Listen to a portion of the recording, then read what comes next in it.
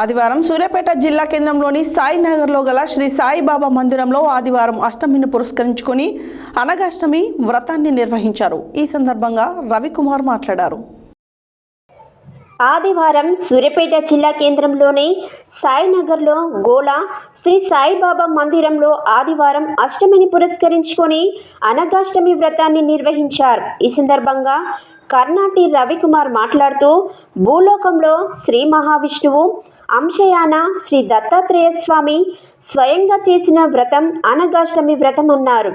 ఈ వ్రతం ఆచరించడం వల్ల తెలిసి తెలియక చేసిన పాపాలు తొలగిపోవడమే కాకుండా సుఖ సంతోషాలతో ఉంటారన్నారు.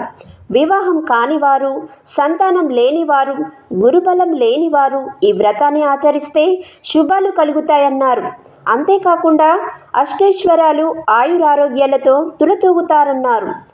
ప్రతి నెల అష్టమి రోజున మందిరంలో ఈ వ్రతాన్ని నిర్వహిస్తున్నట్లు తెలిపారు.